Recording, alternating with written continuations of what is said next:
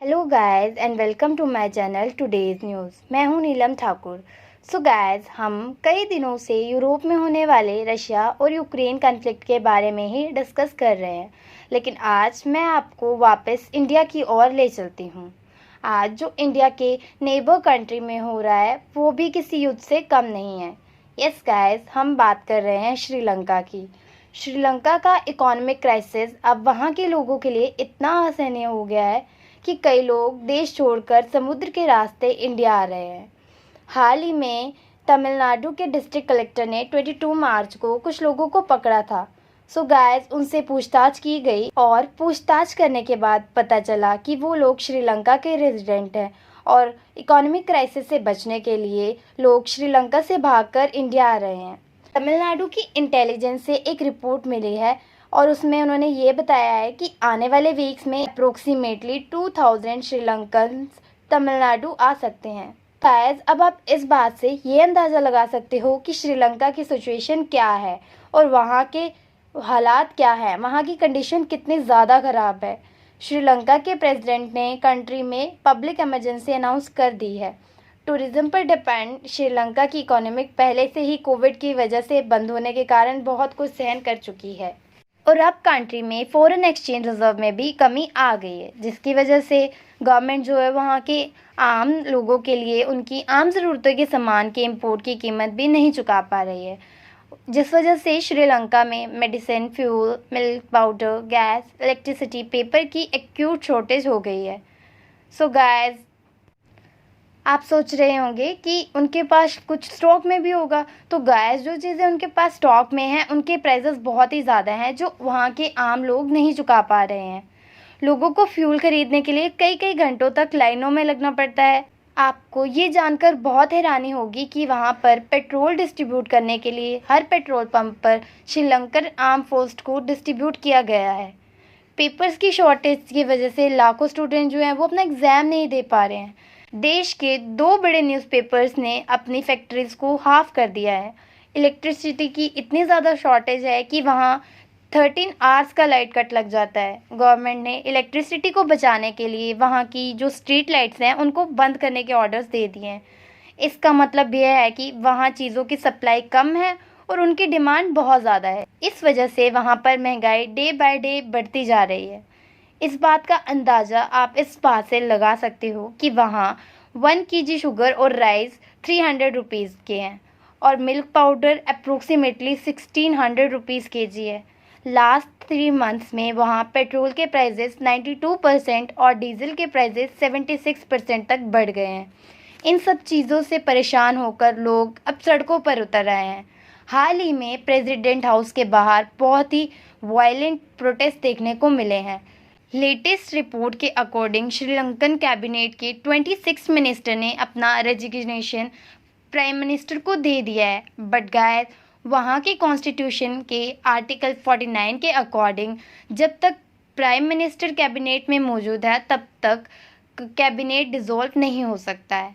So guys, अभी वहाँ की सरकार जैसे तैसे अपने कैबिनेट को रीअरेंज करने की कोशिशों में लगे हुए हैं। बट अब सबसे बड़ा क्वेश्चन ये है कि श्रीलंका की इतनी बुरी हालत कैसे हुई? श्रीलंका की इस हालत का जिम्मेदार कौन है? आज इस वीडियो में हम इन सभी सवालों के जवाबों को जानेंगे। तो गाइस, आपने ये तो सुना ही होगा कि श्रीलंका की बागडोर एक ही परिवार के हाथ में है। श्रीलंकन गवर्नमेंट स्टार्टिंग से ही कंट्री के फिस्कल मैनेजमेंट में वीक रही है। इंडिपेंडेंस के बाद से ही गवर्नमेंट रबर, टी और कोकोनट के एक्सपोर्ट पर डिपेंड करती थी।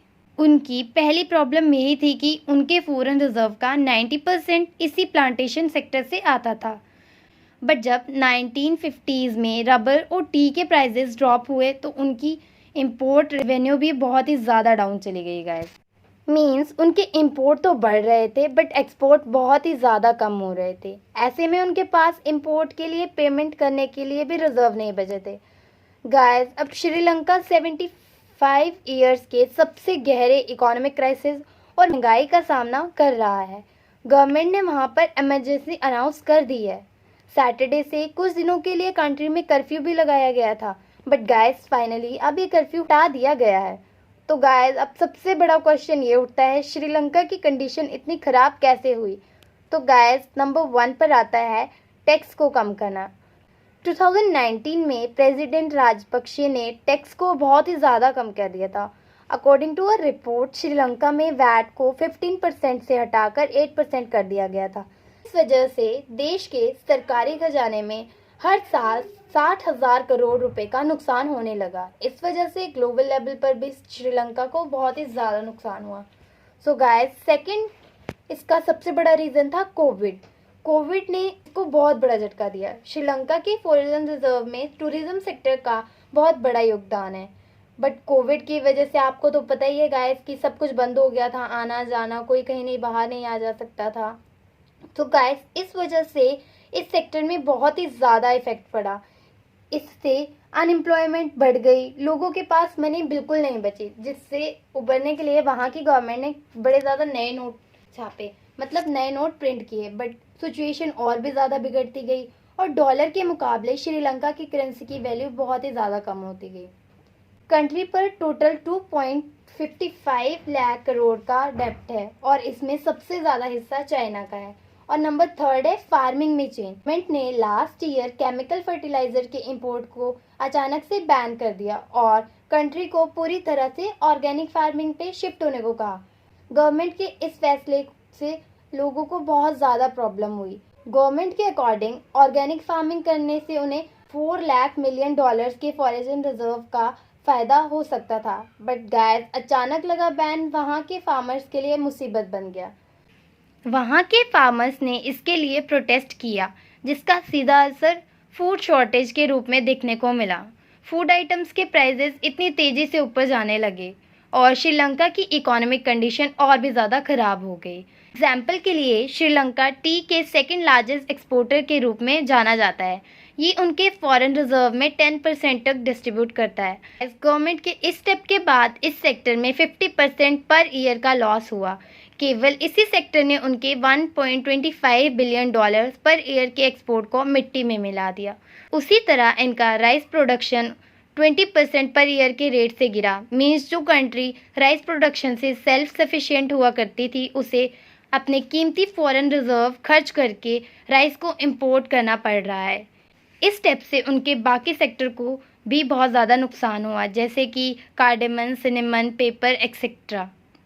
इट मीन्स कि सप्लाई बहुत ज़्यादा कम है और डिमांड बहुत ही ज़्यादा बढ़ रही है, जिस वजह से वहाँ पर इन्फ्लेशन हो रही है। सो गाइस आज की वीडियो में बस इतना ही। कल फिर मिलेंगे एक नई वीडियो के साथ, और अगर आपको मेरी वीडियो अच्छी लगी हो तो please like, subscribe and share ज़रूर करें। Thanks for watching.